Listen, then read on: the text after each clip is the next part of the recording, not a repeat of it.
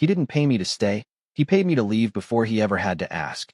My name is Logan Price, and for 5 years, I existed as someone else's second chance. Not as partner, not as equal, just a carefully constructed replacement. The kind you don't question as long as it works. The kind you forget isn't real. The first time I met Julian Cross, I was sitting in a bar that smelled like spilled liquor and bad decisions, counting the last $20 I had and deciding whether it was better spent on food or one more drink to make the night disappear faster. He walked in like he didn't belong there, like the place itself had made a mistake letting him through the door. Tailored coat, clean lines, eyes that didn't wander. He saw everything without looking like he was trying. When he sat across from me, I didn't ask why. People like him didn't need reasons. He slid a glass of water toward me instead of alcohol, like he had already decided something about me. "You look like someone who needs a way out," he said. His voice was low, controlled, the kind that didn't need to be loud to be heard. I didn't trust him, but I didn't walk away either. He placed a contract on the table. No theatrics, no build-up, just numbers and terms. The number alone was enough to make my chest tighten. It wasn't just money, it was a reset. A clean slate I didn't have to earn the hard way. "You'll stay with me," he said. "Follow my schedule. Appear where I need you to appear." I skimmed the page, then looked up. And what exactly am I supposed to be? His gaze held mine, steady, unreadable, convincing. One word. That was all. I should have left right then. But I didn't. "Who?" I asked. There was the smallest pause. Not hesitation. Just precision. Tyler Quinn. The name didn't mean anything to me then. It would come to define everything. "And when he comes back?" I asked. Because there's always a catch. Always an ending built into the beginning. Julian didn't blink. Then this ends. Clean. Final. Like everything about him. I signed anyway. Because sometimes the only difference between a bad decision and a lifeline is timing. The first few months felt like training for a role I didn't audition for. Julian gave me access to everything. Videos, photos, voice recordings. I studied Tyler Quinn like my life depended on it. The way he smiled, slightly uneven, like he didn't care how it looked. The way he spoke, easy, relaxed, like nothing ever really mattered. The way he stood close without crowding, like he understood space without thinking about it. I copied all of it. And Julian watched. Always watching. "Too careful," he would say, stepping closer, adjusting my posture with 2 fingers against my shoulder. "He doesn't think this much." Sometimes he'd reach for my tie, pulling it straight, his knuckles brushing my collarbone for a second longer than necessary, before stepping back like it meant nothing. Again, he'd say, and I would, over and over until the difference disappeared, until I stopped feeling like I was pretending and started reacting without thinking. By the end of the first year, I didn't need corrections. By the second, I didn't need reminders. By the third, people stopped asking questions. By the fourth, they stopped remembering there had ever been someone else. And by the fifth, I stopped remembering who I was before him. It became routine. Morning coffee exactly how he liked it. Black, no sugar, always set down to the right side of his desk. Meetings where I stood close enough to be included, but never close enough to interrupt. Events where his hand would rest lightly at my back. Not holding, not guiding, just there. Consistent. Intentional. Familiar. We never talked about what we were. We didn't need to. There were rules. Lines neither of us crossed. But there were moments that didn't feel like part of any contract. Late nights when the office was quiet and he would loosen his tie, exhale like he'd been holding something in all day, and ask, almost casually, "Did you eat?" Or mornings when his gaze would linger a second too long before he looked away, like he had almost said something and decided against it. Small things, easy to ignore, until they weren't. The shift came on a Thursday afternoon, the kind that felt ordinary until it wasn't. I walked into his office with his coffee, placed it down, and reached to fix the cuff of his sleeve out of habit. My fingers paused for half a second when I realized he hadn't moved away. Usually he would. This time he didn't. "I'm flying to Europe tonight," he said. I finished adjusting the cuff, letting my hand drop naturally. Business. No, a beat. Tyler's coming back. There it was. No build-up. No warning. Just the truth, placed between us like it had always been there. I nodded once, controlled, precise. Understood. Julian turned to face me fully then, his eyes sharper than usual, like he was looking for something specific. "Don't read anything into it," he said. "We'll talk when I get back. We'll talk." The kind of phrase that sounds neutral but never is. I gave him the version of myself I knew he expected. Calm, steady, unaffected. Of course, I said. Have a safe flight. He didn't move right away. His gaze lingered, searching, like he was waiting for a crack, a reaction, anything unscripted. I gave him nothing. So he left. The door closed. And for the first time in 5 years, there was no one watching. I stood there for a moment longer than necessary, then turned and walked out. No hesitation. No second thoughts. Just action. The apartment looked the same as it always had. Clean. Controlled. Every detail exactly where it should be. I moved through it with purpose. The watch he gave me stayed on the dresser. The tailored suits stayed in the closet. The car keys stayed on the table. Everything that belonged to Julian Cross remained untouched. I packed only what I came with. A duffel bag. A few clothes. Nothing that required explanation. When I reached the door, I paused. Just for a second. My hand tightened slightly on the strap before I let it go, adjusted my grip, and opened the door anyway. No looking back. I sat down in the hallway, pulled out my phone, and typed the message. Thank you for the past 5 years. I understand the situation. I've left everything where it belongs. I won't complicate things. I read it once, deleted a word, kept it simple. Then I sent it. No delay. No revision. After that, I removed the SIM card, snapped it clean in half, and dropped it into the nearest trash can. 5 years. Reduced to a message and a clean exit. No confrontation. No scene. No second chances. Because I knew exactly what I was to him. I was never the one he chose. Just the one who fit. Until the real one came back. And this time, I made sure I was already gone before he had the chance to let me go. He should have felt relief when everything returned to the way it was supposed to be. But instead, Julian Cross felt something he couldn't immediately name, and that bothered him more than anything else. The apartment was perfect, immaculate, exactly as it had always been. And yet the moment he stepped inside, something in his chest tightened just slightly, like the air had shifted without permission. He closed the door behind him, the sound soft, controlled, final. For a second, he stood there, unmoving, his gaze sweeping across the room out of habit, noting every detail automatically. Nothing was out of place, nothing missing. And that was the problem. He walked further in, his steps measured, unhurried, but not quite as effortless as they had always been. His phone was already in his hand before he consciously decided to check it. The message was still there. Thank you for the past 5 years. I understand the situation. I've left everything where it belongs. I won't complicate things. Short, clean, controlled. Exactly what he would have expected. Exactly what he had asked for, without ever needing to say it out loud. Julian read it once. Then again, slower, as if there might be something hidden between the lines if he looked hard enough. There wasn't. No hesitation. No attachment. No trace of anything beyond compliance.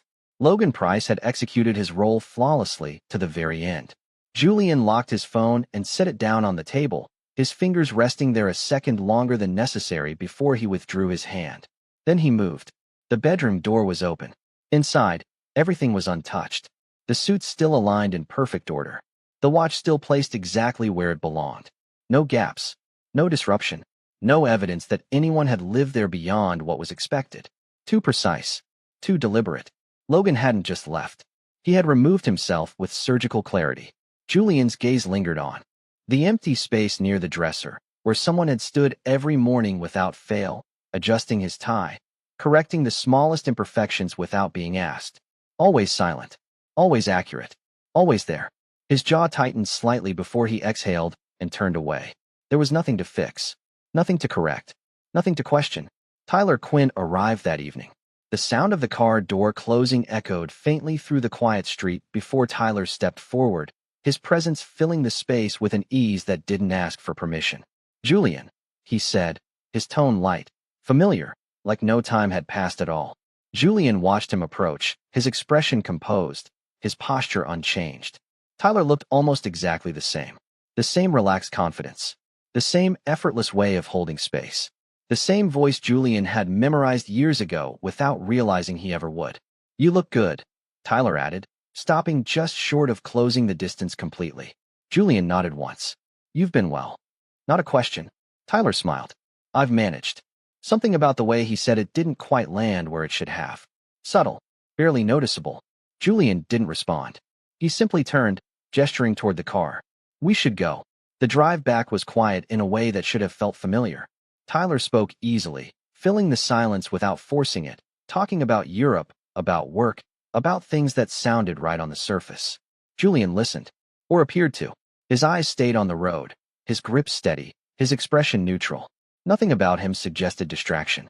And yet, every so often, there was a fraction of a second where Tyler's voice seemed to fall just slightly out of sync with what Julian expected to hear. Not wrong, just off. When they arrived, Tyler stepped into the apartment first, pausing as his gaze moved across the space. "You didn't change anything," he said. "There was no need to," Julian replied. Tyler nodded, moving further in, brushing his fingers lightly along the edge of the table like he was reconnecting with something familiar.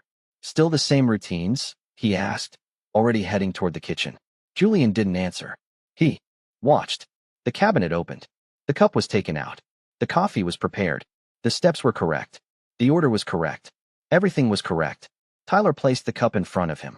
"There you go." Julian picked it up, took a sip, and paused. It was right. And yet it wasn't. The taste was exactly as it should be. But the timing was slightly off. The placement was slightly off. The moment itself didn't settle the way it used to. He set the cup down. Tyler tilted his head slightly. "Something wrong?" Julian shook his head. "No, a beat. It's fine." But he didn't drink it again. The next morning, Julian stood in front of the mirror, adjusting his tie with practiced precision. The movement was automatic, controlled, refined through years of repetition. Halfway through, his hand stopped. The fabric was slightly uneven. Not enough for anyone else to notice. Enough for him to correct without thinking. And yet his fingers hovered there, suspended for a fraction of a second longer than they should have. Because for 5 years, he had never needed to finish that motion himself. There had always been someone behind him. Close enough to reach. Quiet enough to remain unnoticed. Exact enough to never get it wrong. Julian's hand tightened slightly before he completed the adjustment on his own, smoothing the tie down in one clean motion. When he stepped out, Tyler was already there, leaning casually against the wall, watching with an easy expression. "You've gotten sharper," Tyler said. Julian glanced at him briefly. "People change." Tyler smiled. "Guess they do." As they moved through the apartment, Julian's gaze flicked, just once, toward the kitchen counter. The cup of coffee from the night before still sat there. Cold. Untouched. The day unfolded as expected. Meetings ran smoothly. Decisions were made efficiently. Tyler adapted quickly, slipping into place with a familiarity that should have felt natural. That should have been enough. And yet, in the smallest moments, something didn't align. A response that came too quickly. A pause that came too late. A tone that didn't quite match the memory it was supposed to mirror. No one else would notice. No one else could. But Julian had spent 5 years refining something that Tyler now moved through without effort and without precision. That night, Tyler's voice broke the silence again. "You're quieter than I remember." Julian didn't look at him immediately. "You're different than I remember." Tyler let out a short laugh. "That's what time does." "Maybe." Julian didn't respond. Later, when Tyler stepped away, Julian remained where he was, alone in the same space that had been filled so consistently before. The apartment was still perfect, still controlled, still exactly as it should be. And yet the silence returned. Not empty, not loud, just present, persistent, wrong in a way he couldn't immediately define. His hand moved before his thoughts caught up, reaching for his phone, unlocking it without hesitation. The message was still there, unchanged, final. Logan Price had done everything right, exactly as expected, exactly as required. Julian stared at the screen, his gaze fixed, his expression unreadable. Then, without thinking, his thumb moved. The contact was still saved, the number still there. For a fraction of a second, he hesitated. Then he pressed call. The line rang once, twice, then stopped. Disconnected. No signal, no trace. Julian's jaw tightened just slightly. He lowered the phone, his grip steady but firm. For a moment, he said nothing, did nothing. Then, quietly, almost under his breath, the wrong name slipped out before he could stop it. Logan. The word hung there, unfinished, out of place, impossible to take back. Julian went still, completely still, like even the air around him had paused to register it. Slowly, he closed his eyes for a brief second, then opened them again, his expression returning to its usual controlled state. But something had already shifted. Something he hadn't accounted for.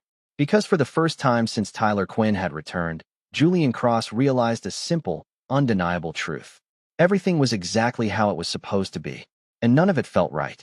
He didn't remember deciding to look for him. The decision was already made by the time Julian Cross realized he was standing in his office with Logan Price's name open on a private file that hadn't been accessed in 5 years. The screen glowed quietly in the dim light, a clean profile reduced to numbers, dates, and a contract that had already expired. No current address. No recent activity. No trail. Of course there wasn't.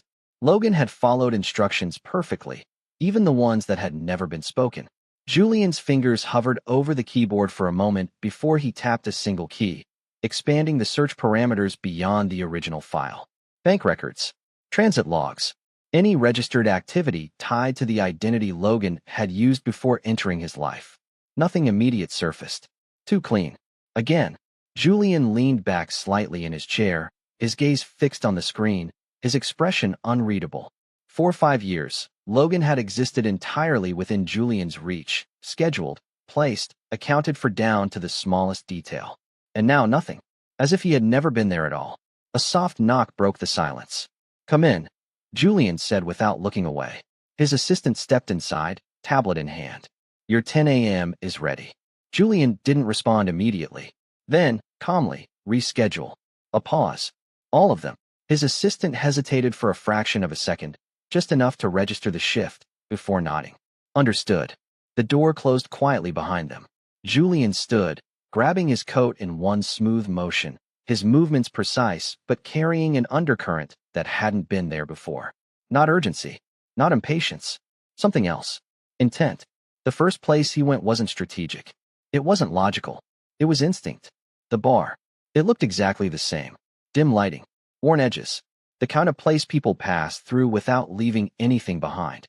Julian stepped inside, his presence immediately drawing a few quiet glances that he ignored completely. He walked to the counter, stopping in the exact spot where he had first seen Logan sitting 5 years ago. The bartender approached cautiously. "What can I get you?" Julian's gaze didn't move. "There was someone here," he said. 5 years ago. Sat right there." The bartender frowned slightly, trying to recall something that wasn't meant to be remembered. "We get a lot of people," he said. Julian reached into his coat, placing a folded bill on the counter without looking down. Not flashy, not excessive, just enough. The bartender's expression shifted.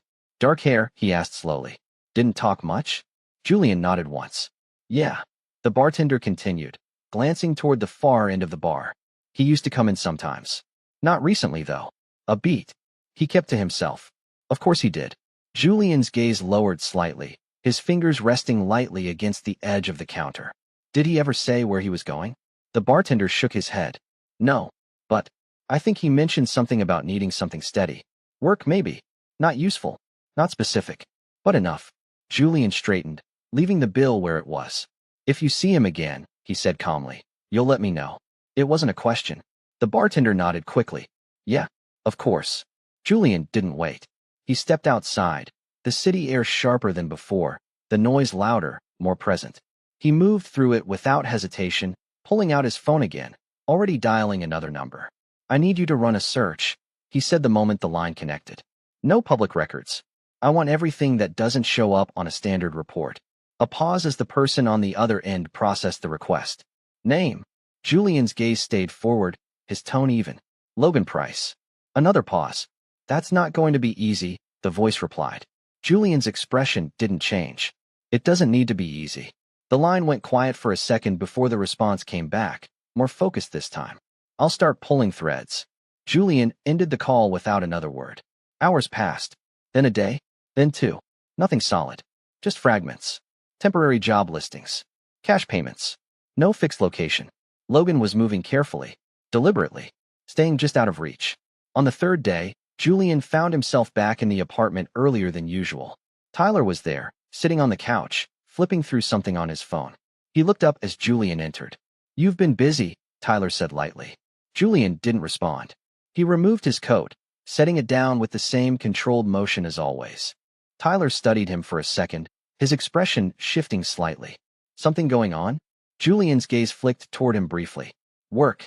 Tyler held his gaze a second longer, like he was waiting for more. Then he smiled faintly. "Right." The silence that followed stretched just slightly longer than it should have. Julian turned away first, moving toward the kitchen. The coffee machine sat untouched. Clean. Ready. He stood there for a moment, staring at it, before reaching for a cup. The process was automatic. Measured. Exact. He poured, lifted the cup, took a sip, and stopped. Same taste. Same strength. Same everything. And yet, Julian set the cup down. Unfinished. Again. Behind him, Tyler spoke. You're doing that a lot lately. Julian didn't turn. Doing what? Leaving things half done. The words were light, almost teasing, but they landed harder than intended. Julian's hand stilled for a fraction of a second before he reached for the counter, steadying himself in a way that didn't show on the surface. It's nothing, he said. Tyler watched him, something unreadable passing through his expression. If you say so. Later that night, Julian sat alone in his office, the city lights stretching out in front of him. His phone rested on the desk, silent. Still no update. No confirmation. No location. He leaned back slightly, his gaze unfocused for a moment before sharpening again. For 5 years, Logan had followed every instruction without deviation, every expectation, every boundary. He had been predictable, reliable, easy to manage. And now he wasn't. Julian reached for his phone again, pulling up the last call. Disconnected. No signal. No trace. His thumb hovered over the screen, unmoving. Then, slowly, deliberately, he opened a new message. He stared at the blank space for a second longer than necessary, then typed, "Where are you?" He paused, deleted it. Too direct. He tried again. "We need to talk." He stopped, deleted that too. His hand tightened slightly before he set the phone down again, exhaling quietly. This wasn't how this was supposed to go. Logan was supposed to be gone. That was the agreement. That was the plan. Clean. Simple. Finished. And yet here, he was searching for something that had already been removed. A soft vibration broke the silence. Julian's gaze snapped to the phone immediately. A message. Not from Logan. From the contact he had called earlier. He picked it up, unlocking it in one smooth motion. Found something. Temporary job. Construction site. Cash pay. Moves locations every few days. I'll send coordinates. Julian didn't respond. He didn't need to. He was already standing, already reaching for his coat, already moving before the next message even came through. Coordinates attached. He glanced at them once. That was enough. Because for the first time in 5 years, Logan Price was no longer exactly where Julian expected him to be. And that was the only thing Julian Cross needed to act. He found him before he was ready to understand why he had been looking in the first place. The construction site was louder than the rest of the city, filled with the steady rhythm of machinery and movement, the kind of place where no one paid attention unless they had to. Julian Cross stepped out of the car, the polished lines of his coat and shoes immediately out of place against the dust and noise, but he didn't hesitate. His gaze moved once, sharp, precise, scanning the area with the same focus he used in boardrooms and negotiations, except this time there was no plan, no structure, just a single objective. Then he saw him. Logan Price stood near the far end of the site, sleeves rolled up, hands marked with faint traces of work, his posture relaxed in a way Julian had never seen before. Not calculated, not restrained, just natural. For a second, Julian didn't move. Not because he wasn't certain, but because something about the image in front of him didn't match the version he had been holding on to. Logan looked the same, and completely different. He wasn't watching for approval, wasn't anticipating correction, wasn't waiting. He was simply there, present, unbothered. It took exactly one step forward for Logan to notice him. The shift was immediate, subtle, but undeniable. Logan straightened slightly, his gaze meeting Julian's without hesitation, without surprise. No tension, no discomfort, just recognition. And then, nothing. No greeting. No acknowledgement beyond that single glance. Julian closed the distance, stopping just within speaking range. The noise around them seemed to dull, not disappearing, but fading enough that every word between them would land clearly. "You left without a word," Julian said. His voice was even, controlled, exactly as it had always been. Logan held his gaze, unshaken. "I sent a message." Julian's jaw tightened almost imperceptibly. "That wasn't what I meant." Logan didn't respond immediately. He wiped his hands on a cloth, the movement slow, deliberate, like he was choosing his next action rather than reacting. "Then you should have been clearer," he said calmly. There was no edge in his tone, no challenge, just a simple statement. Julian studied him for a second longer than necessary. Something about the way Logan spoke, direct, unfiltered, felt unfamiliar. Not wrong, just not aligned with what he expected. You were under contract, Julian said. Logan nodded once. Was. A beat. It ended. Simple. Final. No room for interpretation. Julian's gaze sharpened slightly. And that's it. Logan tilted his head just a fraction, like he was considering the question. That's what we agreed to. Julian took a step closer, the space between them narrowing, his presence pressing in without overt force. I didn't tell you to disappear. Logan's expression didn't change. You didn't have to. The words landed cleanly. No accusation. No emotion. Just truth. Julian went still for a fraction of a second, the kind of stillness that came when something didn't go the way it was supposed to. Around them, the noise of the site continued, distant but steady, grounding the moment in something real and unignorable. Come back, Julian said. The words were direct, uncomplicated, expected. Logan didn't react immediately. His gaze flicked briefly to the side, toward the structure behind him, then back to Julian. For what? The question wasn't defensive. It wasn't sarcastic. It was genuine, and that made it worse. Julian's expression remained composed, but there was a slight delay before he answered. We need to talk. Logan's lips pressed together. For a brief second before he exhaled quietly. You already did, he said. You just didn't say it out loud. Julian's gaze hardened slightly. That's not what this is. Logan watched him, steady, unyielding in a way Julian had never seen before. Not because he was resisting, but because he wasn't trying to fit anymore. Then what is it? Julian opened his mouth to respond, and stopped. For the first time, there was no immediate answer. No clear directive. No defined outcome. Just a question he hadn't prepared for. The silence stretched, subtle but present. Logan didn't fill it. He simply waited. Not impatient. Not expectant. Just done adjusting. Finally, Julian spoke, his voice lower, more deliberate. You left your position. Logan's brow lifted slightly. That wasn't a position. It was a contract. Another clean correction. Julian's hand tightened slightly at his side before relaxing again. You walked away without notice. Logan nodded. That was the point. The words didn't carry weight. They didn't need to. They were already heavy enough. Julian held his gaze, searching for something, anything, that felt familiar. Something he could recognize, categorize, control. But the version of Logan standing in front of him wasn't reacting the way he should have. Wasn't aligning with expectation. Wasn't his. You don't get to decide when this ends, Julian said quietly. Logan's expression remained calm, but something in his eyes shifted just slightly. Not sharper, not colder, just clearer. That's exactly what I get to decide, he replied. The statement wasn't aggressive. It wasn't emotional. It was simply true, and that made it impossible to dismiss. For a moment, neither of them moved. The space between them held, balanced in a way that hadn't existed before. Then Logan stepped back. Not retreating, not avoiding, just creating distance where there had been none. I have work, he said, glancing briefly toward the structure behind him. You should go. Julian didn't move. Not immediately. His gaze stayed fixed on Logan, like he was trying to reconcile two versions of the same person and failing. This isn't finished, he said. Logan met his eyes again, steady, grounded. It is for me. No hesitation. No uncertainty. Just closure. And then he turned. No pause. No glance back. Just movement forward, away from the version of his life that no longer applied.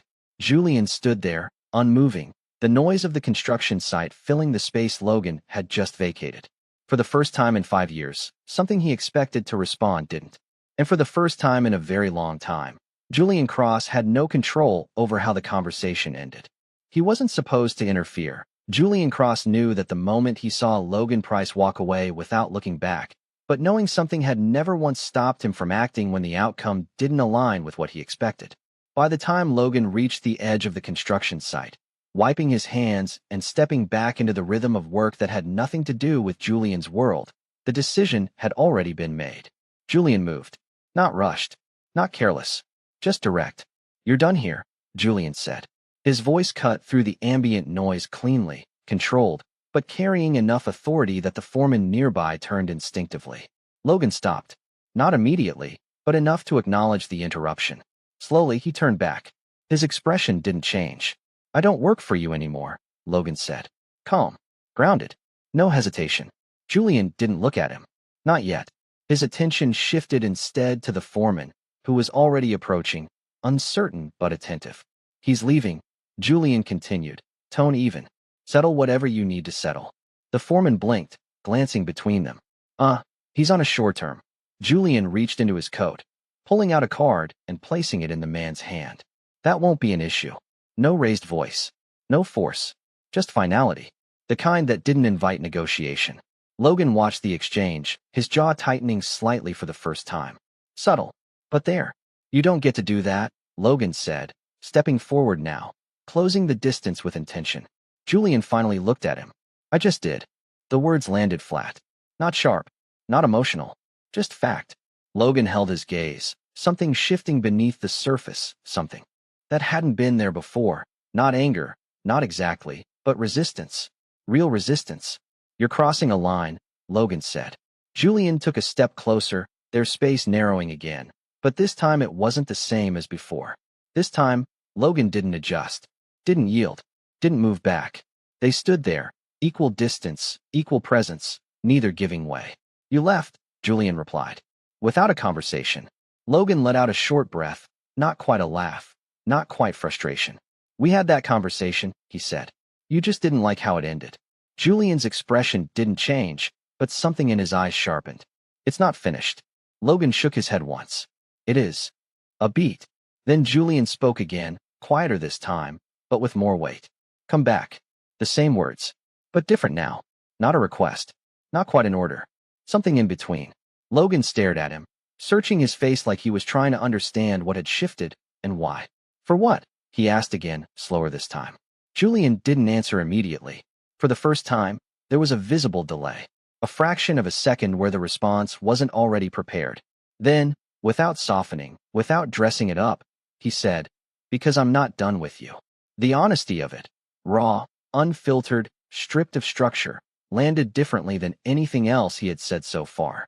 Logan's expression flickered, just for a moment. Surprise. Small. Controlled. But real. That's not a reason, Logan said. Julian stepped closer again. This time, close enough that the distance between them was no longer neutral. You said you wanted a future, Julian continued, his voice lower now, more deliberate. You said you wanted something that lasted. Logan's gaze tightened slightly. That was before. Julian didn't stop. You said you wanted a child. The words hung there, cutting through everything else. Clean. Direct. Logan went still. Not frozen, but grounded in a way that made it clear the impact had landed. Julian held his gaze, unrelenting now. Come back, he said again, quieter, but heavier. We'll make that happen.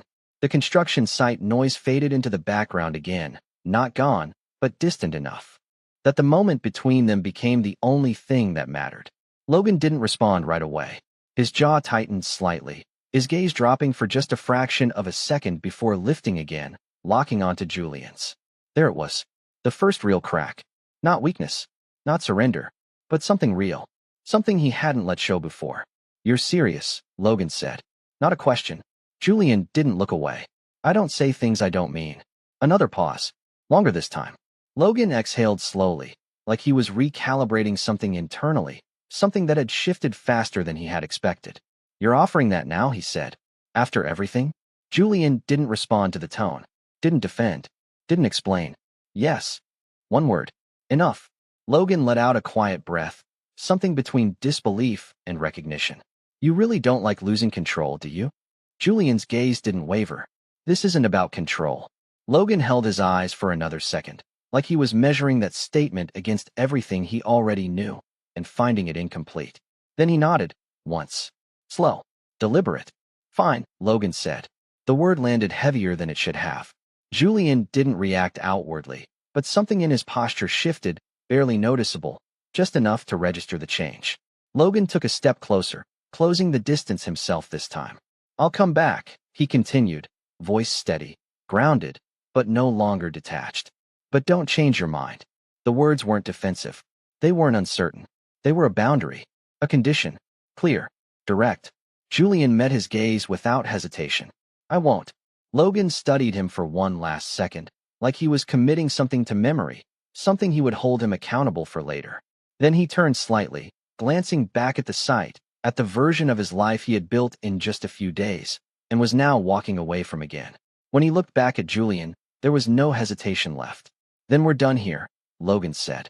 Julian nodded once. We are. And this time, when they walked away, they did it in the same direction.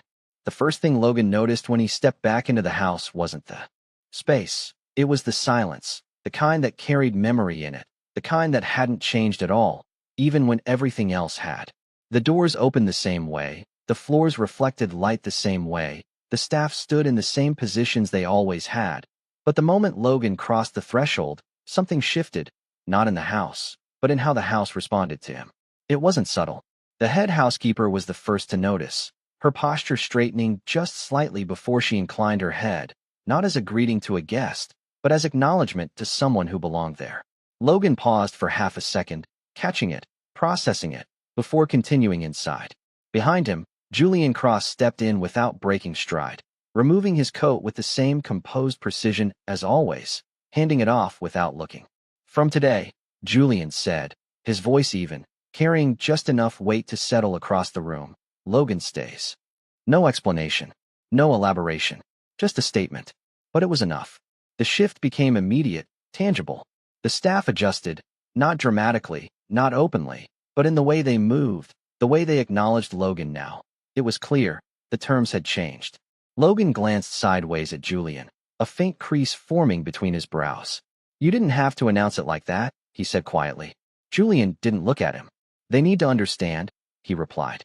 Logan held his gaze for a second longer than necessary before letting it go, exhaling softly as he stepped further into the space he had once occupied like a visitor, and was now being placed into as something else entirely.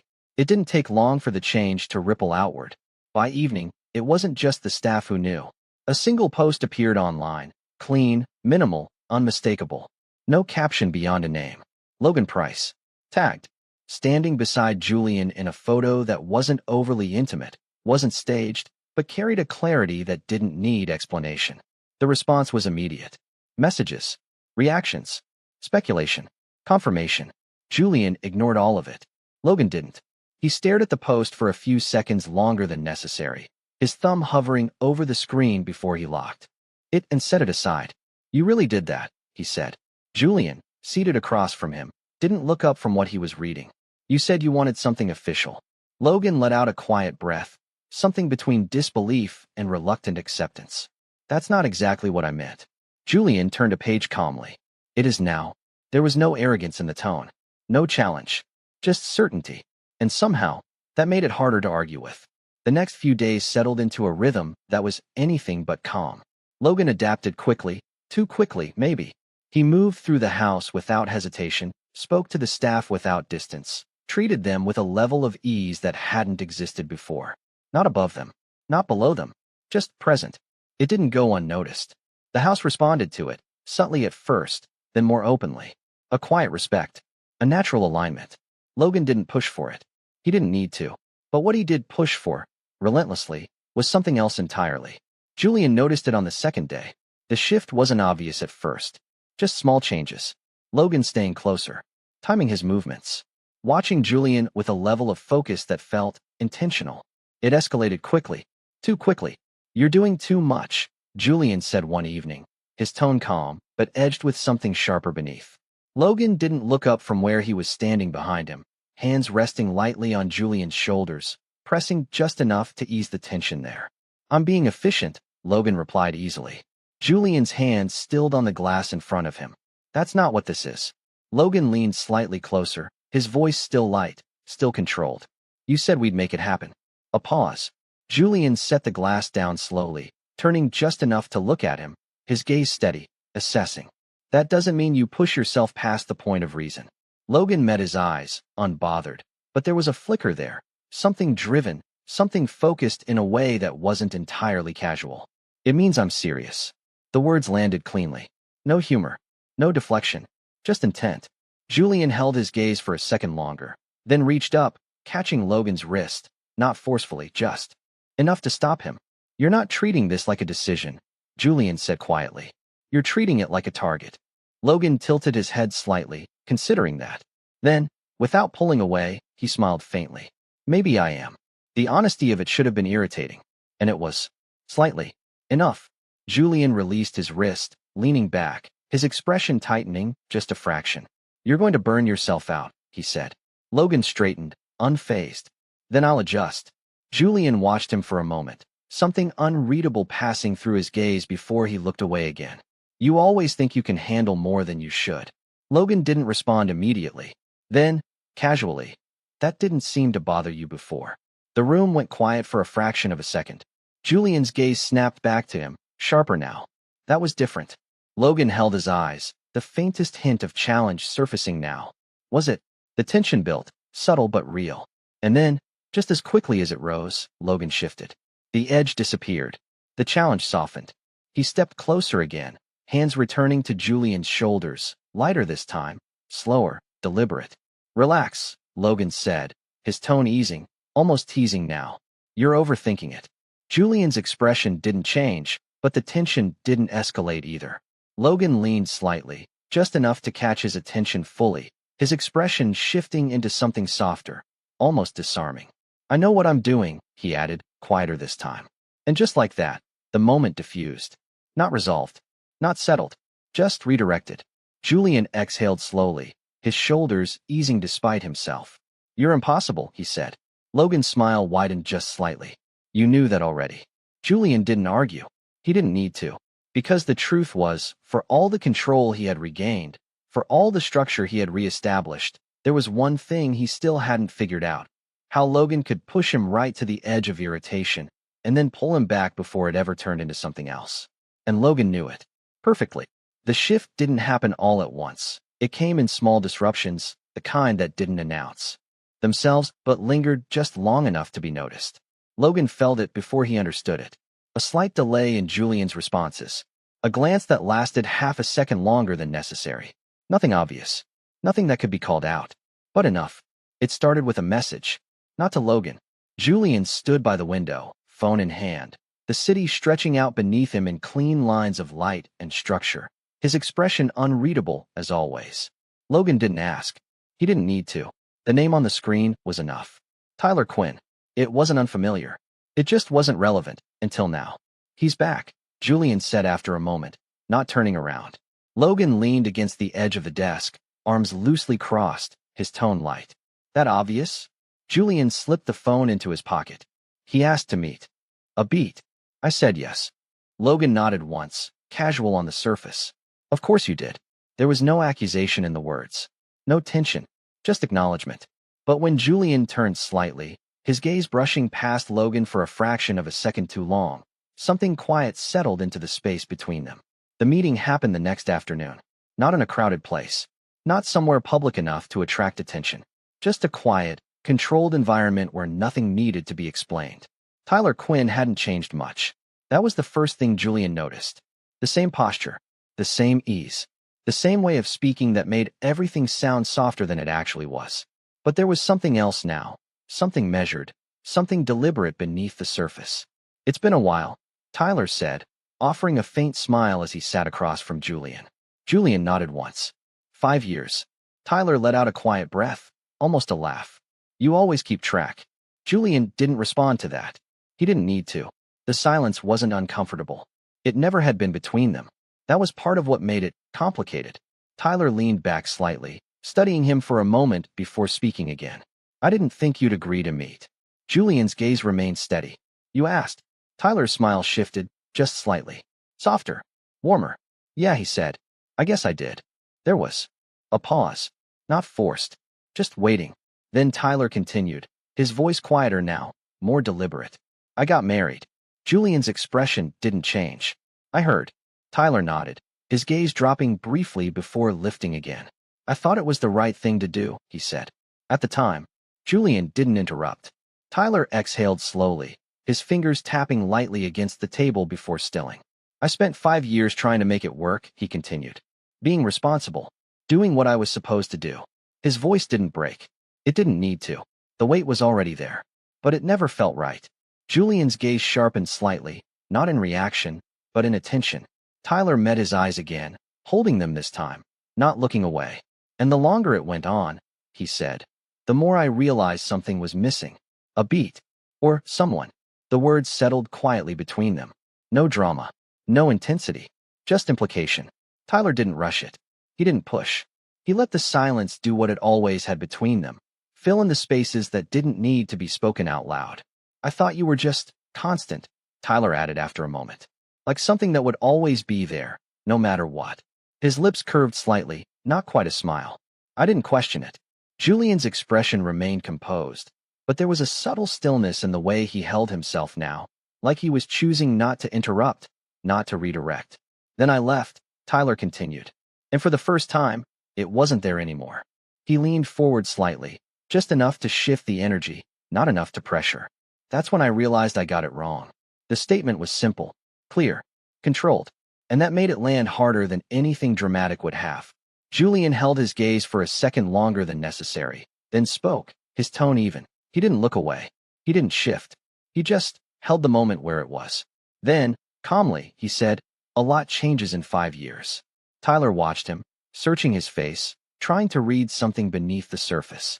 "Not everything," he replied quietly. It looked like he understood, like he respected the boundary that had been set, but not far enough to disappear from it. It was deliberate, careful, the kind of distance that wasn't distance at all, just a different angle of approach. He didn't call Julian every day. He didn't show up uninvited. But he stayed present. Invitations that felt casual, messages that didn't demand a response, appearances that could always be explained as coincidence. It was subtle, controlled, and because of that, it was harder to reject without making it something bigger than it was. Julian noticed. Of course he did. He always did. But he didn't shut it down either. Not directly. Not harshly. Because Tyler wasn't crossing a line. Not in a way that could be clearly defined. He was just there. And that had once been enough. It wasn't now. Logan saw it from a different angle. Not the messages. Not the conversations. But the pattern. The timing. The way Tyler positioned himself just close enough to be relevant without ever forcing himself into the center. It wasn't aggressive. It was calculated. And Logan understood exactly what it was. "He's patient," Logan said one evening, leaning against the counter, watching Julian scroll through something on his phone. Julian didn't look up. "He's consistent," he replied. Logan tilted his head slightly. "That's not the same thing." Julian's thumb paused for a fraction of a second before continuing. "It used to be." Logan studied him for a moment, then let it go, pushing off the counter and stepping closer, his presence filling the space without asking for permission. "And now?" he asked quietly. Julian didn't answer immediately. He set the phone down instead, turning just enough to meet Logan's gaze. "Now I don't mistake familiarity for meaning," he said. The words landed cleanly. No hesitation. No uncertainty. Logan held his eyes for a second longer than necessary, then nodded once, satisfied. But Tyler didn't stop. He adjusted. He softened his approach, made it easier to accept his presence. He didn't challenge Logan directly, didn't compete openly.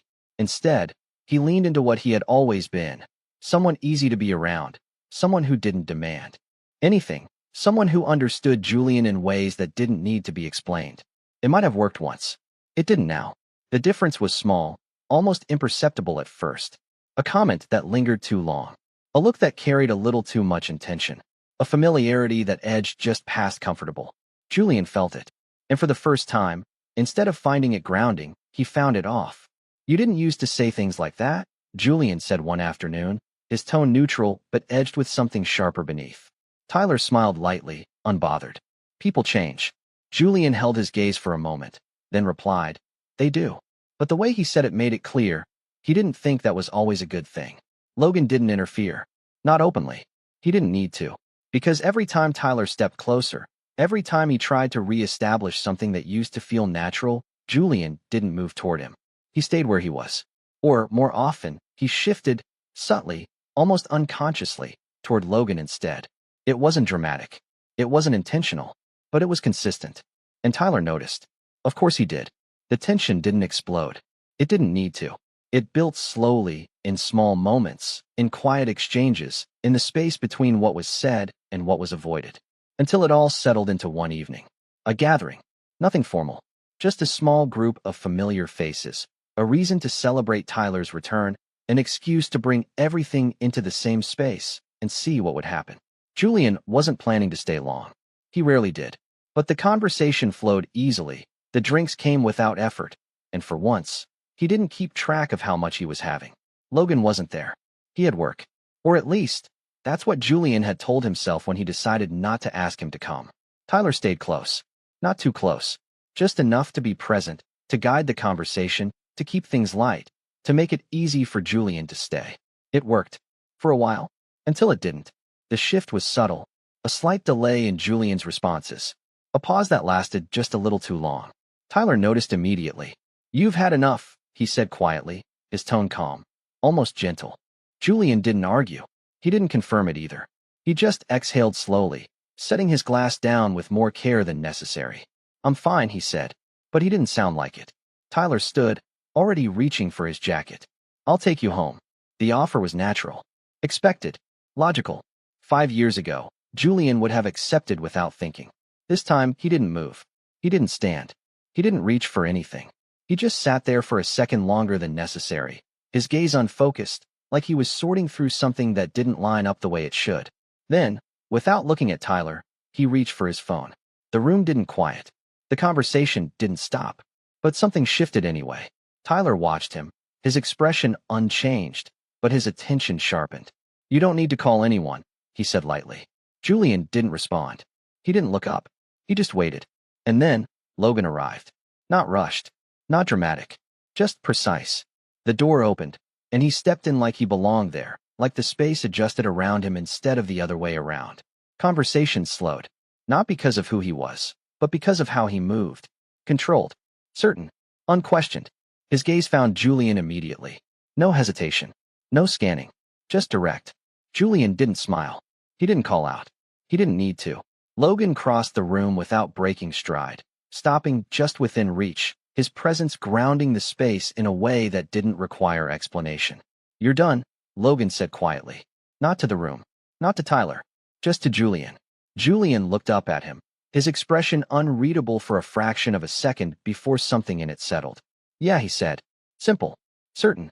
Logan reached for his coat, draping it over Julian's shoulders with a practiced ease that spoke of familiarity, not display. But the message was clear anyway. Tyler watched the exchange, his posture still relaxed, his expression still composed. But there was a flicker there, small, controlled, but real. "I was going to take him," Tyler said, his tone even. Logan didn't look at him immediately. He adjusted the collar of Julian's coat first, his focus entirely on him, his movements. Unhurried. Then, finally, he glanced over, his gaze calm, steady, not confrontational. "You don't need to," Logan replied. No edge. No challenge. Just certainty. Tyler held his gaze for a second longer than necessary, then smiled faintly. Right. The word was light, but it didn't carry agreement. Julian stood slowly, steadying himself without needing assistance, though Logan stayed close enough that it didn't need to be offered. He didn't look at Tyler. Not when he stood. Not when he adjusted his coat. Not when he turned toward the door. The choice had already been made, and it didn't need to be explained. Logan placed a hand lightly at Julian's back as they walked out, not guiding, not forcing, just there, present, certain. And when the door closed behind them, the room didn't erupt. It didn't react. It just shifted, quietly, irreversibly. And for the first time since he had come back, Tyler Quinn understood exactly where he stood and exactly how far away that position now was. The car door closed with a soft, muted sound that sealed the night outside, cutting off the noise, the voices, the lingering presence of people who no longer mattered. Inside, it was quiet, controlled, familiar. Logan adjusted his grip on the steering wheel as the engine settled into a smooth hum, the city lights sliding past in clean streaks across the windshield. Julian leaned back in the passenger seat, head tilted slightly against the rest, eyes half-lidded but not unfocused. Not really drunk. Just done. "You got there fast," Julian said after a moment, his voice low, carrying a trace of something lighter than usual. Logan didn't look at him immediately. Traffic was clear. Julian let out a soft breath, the corner of his lips lifting just slightly. "Don't tell me you were already nearby," he said. Waiting. Logan's hands tightened almost imperceptibly on the wheel before relaxing again. "About an hour," he said. Julian turned his head slightly, studying him now, more awake than he had been a moment ago. "An hour," he repeated. "Why?" Logan's gaze stayed forward, steady, but there was a quiet honesty in his tone when he answered. "I didn't like where you were." A pause. Then, more direct, "And I don't like who you were with." Julian watched him for a second longer, something unreadable passing through his expression before he spoke again, softer this time. You thought I'd go with him. Logan didn't deny it. I thought he'd try. The honesty landed cleanly. Julian let out a quiet breath, shifting slightly in his seat. So you stayed. Logan nodded once. Yeah. Silence settled between them again, but it wasn't empty. It held something. Something quieter, something that didn't need to be filled immediately. Then Julian spoke, his tone shifting just enough to carry something sharper beneath it. You were worried you'd lose? Logan glanced at him briefly this time, his expression calm, but his answer immediate. Of course. No hesitation. No deflection. Just truth. Julian's gaze lingered on him for a second before he leaned back again, his lips curving faintly. You don't have to be, he said. Logan didn't respond right away. He waited. Julian tilted his head slightly, his voice steady now, clearer. Back then, when Tyler got married, he said, I told myself I'd find someone better. A beat. Someone who wouldn't make me feel like an option. Logan's grip on the wheel tightened just slightly, barely noticeable. Julian's eyes shifted toward him again, sharper now. I did, he said simply. The words were light, but they didn't feel light. Logan didn't look at him this time, but the corner of his mouth lifted just a fraction. Did you, he asked. Julian's gaze lingered, a hint of challenge flickering through it now. Yes. Logan let out a quiet breath, something between a laugh and something softer. You're not subtle, he said. Julian's smile widened just slightly before fading again as he shifted, his tone changing. Why did you think I drank that much? Logan's expression shifted, his attention sharpening immediately. You didn't. Julian shook his head once. Not really. He paused, then added, quieter. It just didn't feel right there. Logan glanced at him again, this time longer. What do you mean? Julian exhaled slowly, his gaze drifting forward now.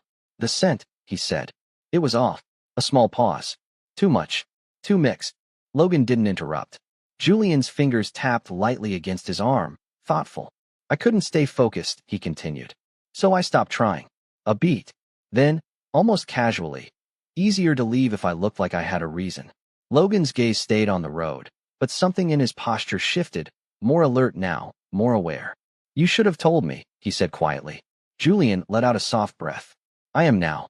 Silence settled again, but this time it carried something else, something quieter, deeper, something that didn't need to be named yet to be understood. By the time they reached the house, the night had settled fully around them, the lights inside already on, warm and steady. Logan stepped out first, moving around the car without hesitation, opening the door before Julian had a chance to reach for it. Julian didn't comment. He didn't need to. He stepped out, steady, composed, as if the version of him from earlier had already been left behind somewhere between the drive and the silence. The door opened before they reached it. The head housekeeper stood there, her expression calm but her eyes sharp, taking in the details in a single glance. Welcome back, she said smoothly. Logan nodded once in acknowledgement, his tone easy, familiar. Long night.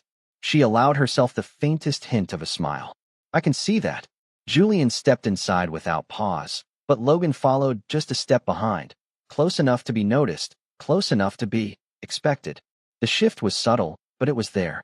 The way the staff moved, the way they looked at Logan, not as a guest, not as someone temporary, but as someone whose presence had weight now. And Logan responded to it naturally, without hesitation, without distance. You should rest, the housekeeper said to Julian, her tone softening slightly. Logan glanced at her, then back at Julian. He will, he said. Not an order, not a correction, just a certainty. Julian shot him a brief look, something between annoyance and something else, something softer that he didn't acknowledge. You're starting to sound like you run the place, he said. Logan's expression didn't change. I manage what matters. The words were light, but they landed. A faint sound of amusement came from one of the staff nearby, quickly suppressed, but not entirely unnoticed. Julian exhaled softly, shaking his head once before turning toward the stairs. Logan followed, unhurried, his presence steady at his side. Halfway up, Julian slowed slightly, glancing at him. You're too comfortable here, he said. Logan met his gaze without hesitation. You let me be. A pause. Then, quieter. That's the difference. Julian held his eyes for a second longer, then looked away, continuing up the stairs without another word. Behind them, the house settled back into its quiet rhythm, but the atmosphere had shifted, lighter, warmer, threaded with something that hadn't been there before. And for the first time, It didn't feel like something temporary. It felt like something that had already taken root, steady and certain, whether either of them chose to say it out loud or not. The first sign didn't feel like anything significant, just a slight discomfort that lingered longer than it should have, a faint unease that Julian tried to ignore as he stood by the sink, one hand braced against the counter, his reflection sharper than usual in the morning light. He exhaled slowly, steadying himself, but the sensation didn't pass. It built, subtle, then sudden. He turned just in time, gripping the edge of the counter as his stomach twisted, the wave hitting harder than expected. By the time Logan found him, Julian was already rinsing his mouth, his expression tight, controlled, but not entirely unaffected. "What happened?" Logan asked, stepping closer immediately, his voice low but edged with concern. Julian shook his head once, reaching for a towel. "Nothing. Probably something I ate." Logan didn't look convinced. His gaze lingered, assessing, but he didn't push. "Not yet. You've been off for days," he said instead. Julian didn't respond to that. He moved past him, brushing it off with the same quiet dismissal he used for anything that didn't fit neatly into his plans. But it didn't go away. If anything, it got worse. By the third morning, Logan didn't wait for an explanation. "I'm calling a doctor," he said, already reaching for his phone. Julian frowned slightly, irritation flickering across his expression. "It's not necessary." Logan didn't look up. "It is." The appointment was quick, efficient, discreet. The doctor arrived within the hour, calm, professional, asking the kind of questions Julian answered with minimal patience, but enough accuracy to matter. Logan stayed nearby, silent but present, his attention fixed entirely on Julian in a way that didn't waver once. The results didn't take long. The room settled into a brief, quiet pause as the doctor looked up, offering a small, composed smile. "You're not sick," she said. Julian's brow tightened slightly. "Then what is it?" The doctor held his gaze for a moment longer before answering. "You're pregnant." Silence. Complete. Absolute. Julian didn't move. Didn't react. Didn't even blink for a second longer than usual. The words landed, but didn't process. Not immediately. Not fully. Logan didn't speak either. Not at first. But something in his posture shifted, subtle, controlled, but unmistakable. Julian turned his head slowly, looking at him like he was waiting for him to deny it, to correct it, to say something that would make it make sense. Logan didn't. The doctor excused herself quietly, leaving them alone in a space that suddenly felt too still, too narrow, too real. "You said that to get me back," Julian said finally, his voice low, controlled, but edged with something sharper beneath.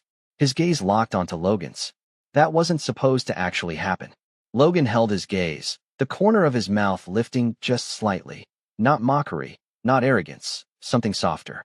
"Guess I'm more efficient than you expected," he said. Julian stared at him for a second longer before exhaling sharply, turning away. "This isn't funny." Logan stepped closer, not crowding him, just enough to be there. "I'm not laughing." Julian pressed his fingers briefly against his temple, like he was trying to reset something that refused to settle. "I didn't plan this," he said.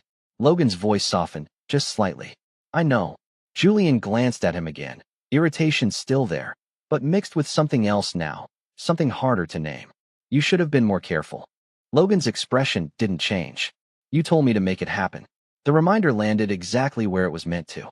Julian went still for a second, then exhaled slowly, his frustration catching on something he couldn't quite argue with. "That doesn't mean immediately," he muttered.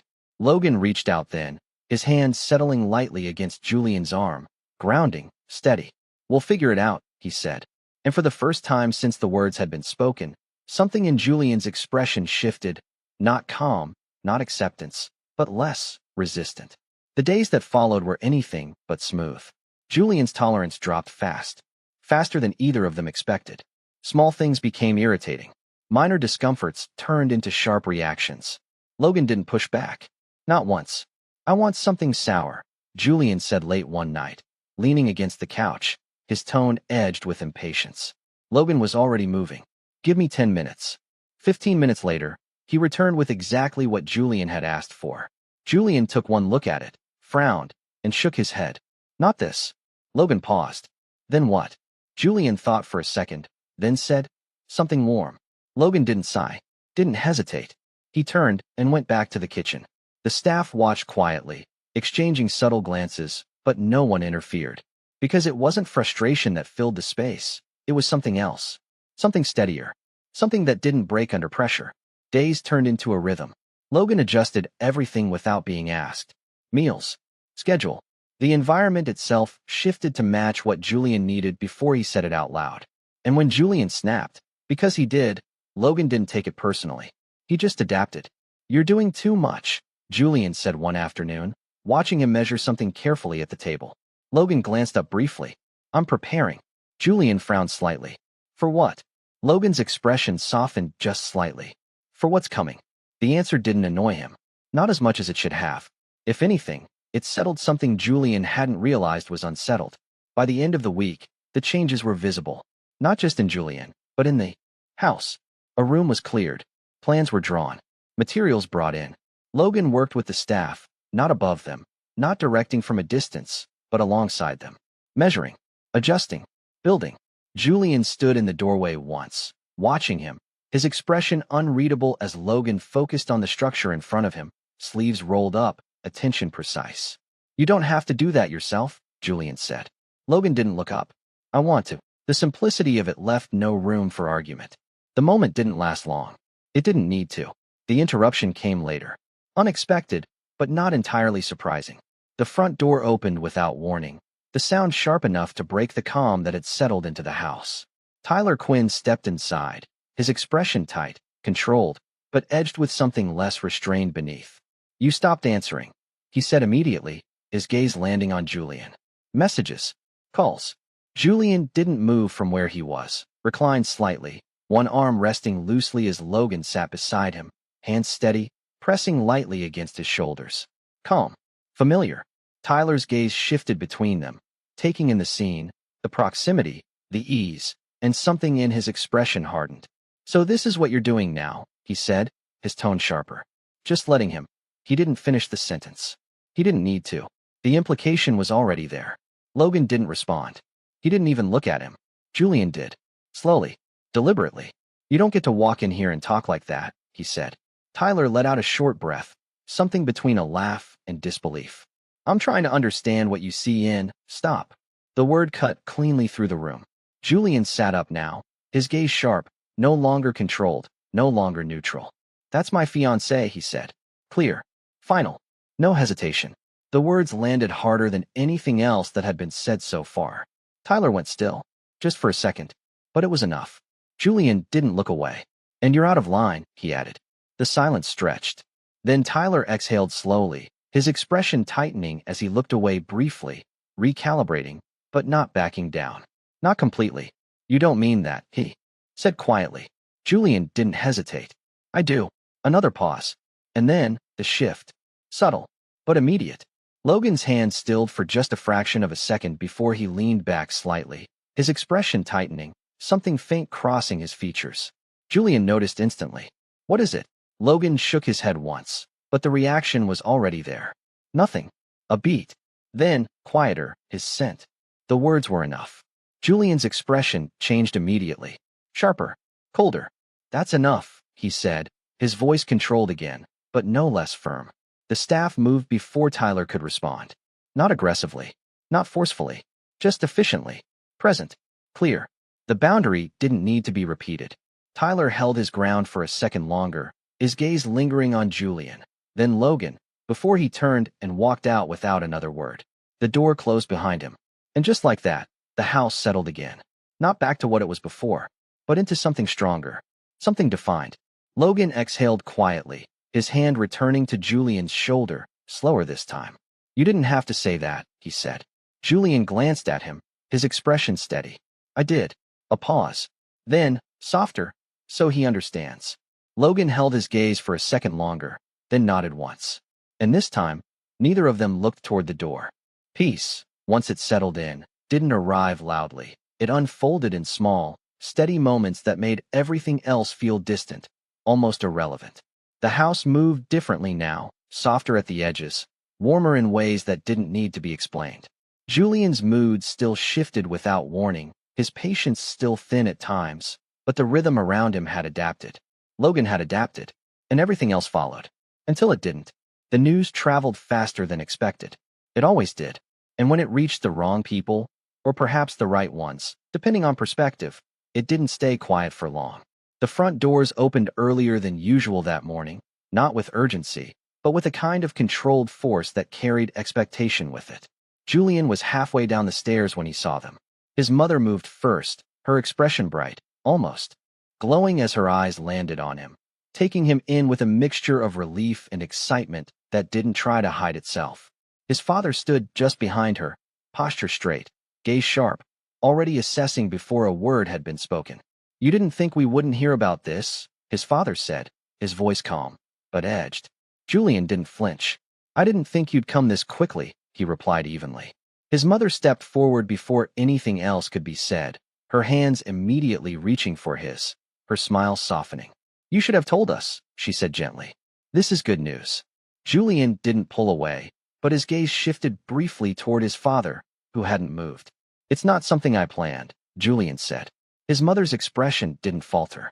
"Not everything needs to be planned." Behind her, his father exhaled slowly, his attention shifting, not to Julian, but to the space behind him.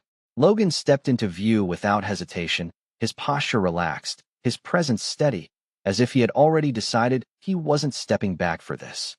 The room stilled slightly. Not dramatically, just enough. Julian's father's gaze sharpened immediately. "This is him?" he asked. No greeting, no introduction, just judgment. Julian didn't hesitate. "Yes. A beat. This is the one I chose." The statement landed cleanly. Firm. His father's expression didn't change, but the tension in the room shifted instantly. "You chose him," he repeated, his tone tightening just slightly. "Out of everyone, this is what you decided was appropriate." Julian's gaze didn't waver. "I didn't ask for approval." His mother glanced between them, her expression still warm but now edged with concern. "Let's not start like this," she said quietly. But it was already starting. Julian's father stepped forward now, his attention fully on Logan, his voice controlled, but no longer neutral. "What do you do?" he asked. Logan met his gaze without hesitation. "I manage my own work." The answer didn't satisfy him. "That's not what I asked." Julian stepped in before Logan could respond again, his tone sharper now. "You're not interviewing him." His father didn't look at him. "I'm making sure my son hasn't made a mistake he can't undo." The words landed harder than intended. Julian's expression tightened immediately. "It's not a mistake." His father finally looked at him then, his gaze firm, unyielding. "You're carrying a child," he said, "and you chose someone who has nothing." The room went quiet. Logan didn't react outwardly. Not immediately, but something in his posture shifted, just slightly, just enough to register. Julian took a step forward, his voice colder now. "You don't know anything about him." "Then tell me," his father replied sharply. "What does he have? What does he bring to this?" The question hung in the air, heavy, deliberate. Logan exhaled slowly, then spoke, not defensive, not rushed, just clear. "I didn't have anything when I met him," he said. Julian's gaze flicked toward him briefly. Logan continued, his tone steady. "We had an arrangement. I stayed. He provided." His father's expression hardened further. "So you were being kept." The implication was direct, unfiltered. Julian's jaw tightened immediately. "Watch your tone." But Logan didn't react to it. He just nodded once. "At the time, yes." The honesty of it didn't diffuse the tension, it sharpened it. "And now?" his father asked, his tone cutting. Logan didn't hesitate. "Now I don't need that."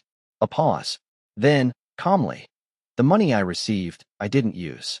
Julian's gaze snapped back to him, sharper now. Logan met it briefly before continuing. "I invested it." His father's expression didn't change. "In what?" "Gold. Stocks. Crypto," Logan replied. "Long-term positions." A beat. Then, without raising his voice, it grew. The room stilled again. Not because of the words themselves, but because of how simply they were delivered. "How much?" his father asked, quieter now. Logan named the number. No emphasis. No hesitation. Just fact. Silence followed. Complete. His father didn't respond immediately. His expression didn't shift, but something behind it recalibrated. Julian, however, turned fully toward Logan now, his eyes narrowing. "You had that?" he asked. Logan nodded once. "Yes." "And you didn't say anything?" Julian's tone sharpened immediately. Logan held his gaze calm. It wasn't relevant.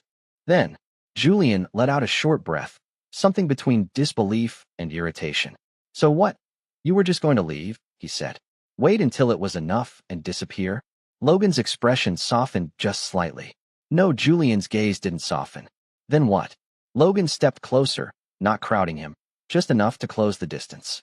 I was building something, he said quietly, so I could take care of what mattered.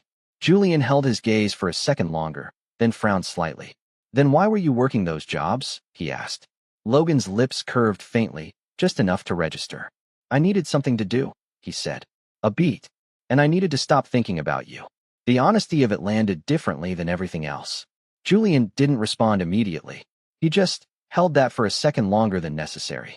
Behind them, his mother smiled softly, her gaze shifting between them with quiet understanding.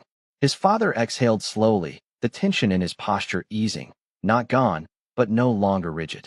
You should have said that first, he muttered, more to himself than anyone else. The moment didn't resolve instantly. It didn't need to, but the direction had changed. Subtly, irreversibly. The staff moved quietly in the background, but their presence became more visible now, not interfering, not inserting themselves, just supporting. Small comments, quiet confirmations, the kind that didn't sound rehearsed, but carried weight because they didn't need to try.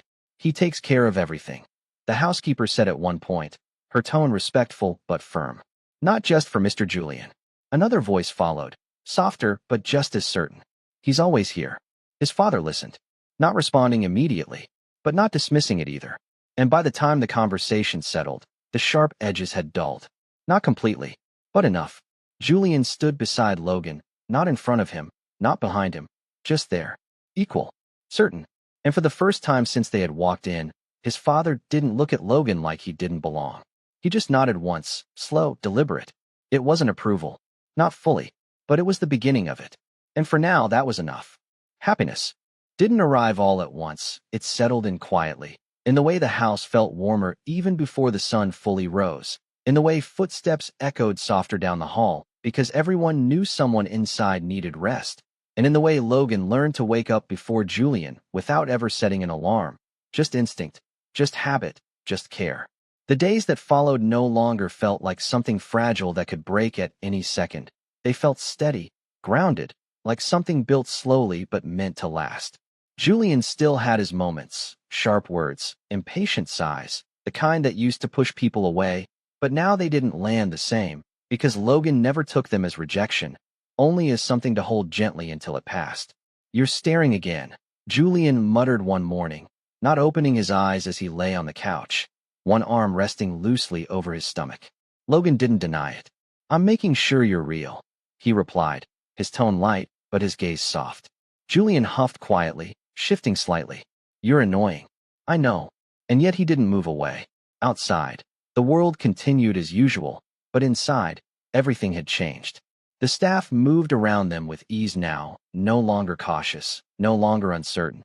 Their quiet smiles no longer hidden when Logan carried a tray of food into the living room, or when Julian, without thinking, reached out and caught Logan's sleeve to stop him from walking away too soon. It was in those small moments that everything felt settled.